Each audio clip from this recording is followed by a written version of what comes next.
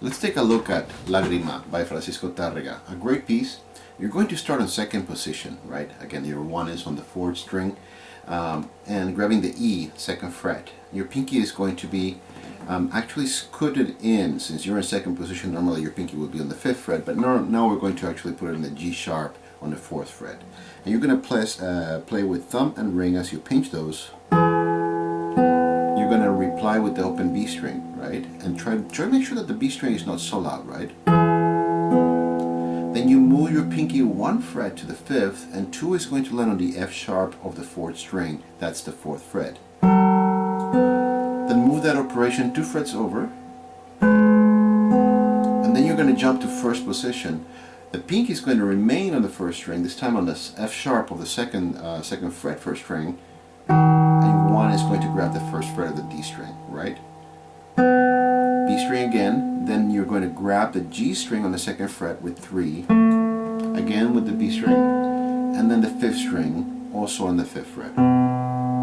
And you've created there what we nicknamed the spider chord, or a B7 chord, right?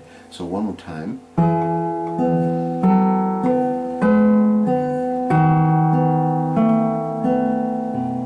And then you do it again.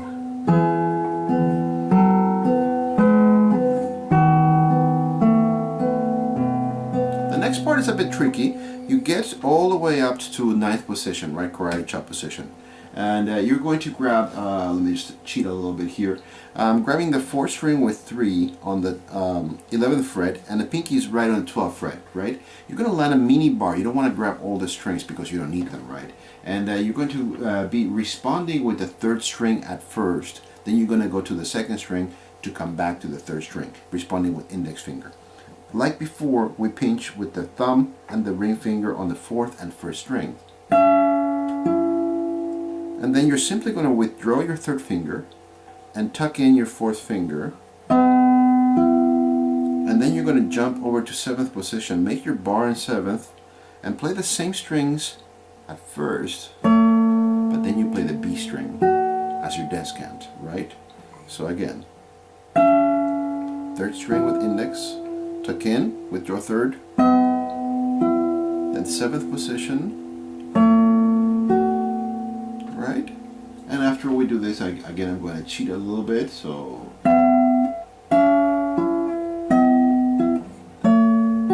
and then, right, so you're going to land 3 on the 4th string. This is on the 9th fret, and half stack below it, remember half stack meaning because they're not on top of each other, is the pinky on the 2nd string, right? So you pinch the same string, the 4th and the 1st, and then you reply on the B string. Right, you move your ring finger 2 more frets over, so you're back on the 11th fret. So let's take a look at that. On the 7th position, you switch to descanting on the B string, and then move your pinky upstairs to the B string, ring finger to the 4th string. These 2 are on the 9th fret. Then you're going to move your ring finger 2 frets over. You're on the 11th fret. Open 1st string, then you stack your pinky right below it on the 3rd string to grab that F sharp, and then 2 grabs the 2nd string, 10th fret, and then you're going to drag your pinky 2 frets over and play the G string and the B string open, right? The B string is open, the G string is not, right? You hold that G sharp with your pinky on the 13th fret, and you grab your descant with your ring finger, right? 1st string open, pinky underneath, 2nd finger on the 2nd string, then pinky slides over, and then you're going to jump all the way to 2nd position if memory serves right. Yes, and then right, so you land with a bar actually on the 2nd fret. 2 is going to be on the G string, and you're going to chuck. You're going to play both the G string and the B string. The B string is in the bar. Then hook the 1st string, then you grab the 5th string as a bass, and then you're going to add your, let's see, am I right? Yeah, you have a D sharp, so you're on the 4th fret on the 2nd string, and your G string within the bar, right?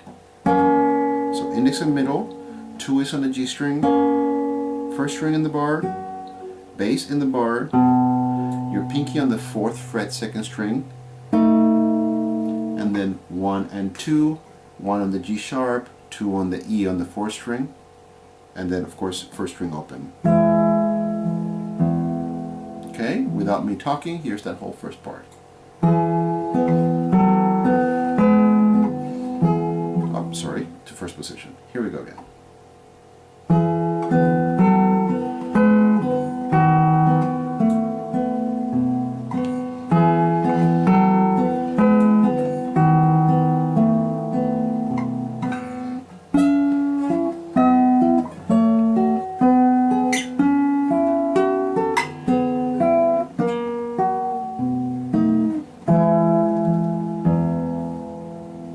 Comes the other part where you are actually in E minor, and you think that because you lost all those sharps it's going to become a little easier. It is in some ways, and in other ways it presents you other difficulties. So Tarrega packs a lot of music into this beautiful piece. So you actually go and you slide all the way to 7th position. You're sliding with your 2nd finger, right? Which means that your 2nd finger is going to be on the 8th fret. So again, with I think it's just the first 2 strings, right? Yes, it is. First 2 strings and E bass, and squeeze as you land in to get more volume, and then pull off, then open, right? Right. So you make a bar, 3s on the 4th fret 2nd string, and then your 2nd finger lands on the 1st string 3rd fret. Then E. Now many people play this up here. I find that you get less squeaks by trying to avoid using so many wound strings. So I would prefer to do this here, but it's just a personal preference, right? 1 and 2, right? 1st fret, 2nd fret, 3rd string and 2nd string. Then open G and B. Then you have an F sharp, 4th fret, 4th string, and the 2nd fret, 3rd string. Then you jump over to 2nd fret, 4th string, and open G string. And then back to 2nd fret, 3rd string, and 4th fret, 4th string, and then back to I think open is it? Yes, it is open, but with E bass. Right. The next part is very interesting. You jump all the way to the 12th fret, and here's what I mean by interesting. Everything is on 7th position. 1, 2, 3, 4, but they're on different strings. So 4th string. 2 is going to be on the 1st string, 3 is going to be on the 5th string, 4 is going to be on the 2nd string. Right? It's almost a very interesting technical exercise. And then I think you land a bar. Yes, that's right. Right? Bar on the 7th, 2 is on the 3rd string, and B is within the bar. On the 4th string, 9th fret, I think it does ask you to hammer. Then pluck it, then open B string. It's the same pitch. But it's a very beautiful effect, right? And then you just move over to, so F sharp on the 2nd fret, 1st string, just 1st position. Then move over to 2nd position. 1 grabs the E. Right? After this is just moving up. It's a G natural, sorry. So again, 2nd fret, 3rd fret, moving 2 frets over.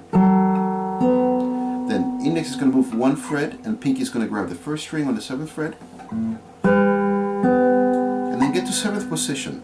You're going to play with A bass. It's a pull off from 4 to 2, right? 1, then the 2nd string, 4, 2, 1. Then back to 1st position, open. Just all open. 1st string open, and then chuck with 2nd and 3rd string open. 4th finger on the 1st string, 2nd fret. Then 1 and 3. 1 is going to be on the 2nd string. 3 right on top of the pinky. Well, not right on top, but half stacked on the 3rd string. Right. So you can actually use 2 on the A, B on the A string, right? And then 1 grabs the D sharp on the 4th string, and 2 the A on the 3rd string, 2nd fret. So let's take a look at how that second section happens, right? Quite complicated, but really a lot of fun.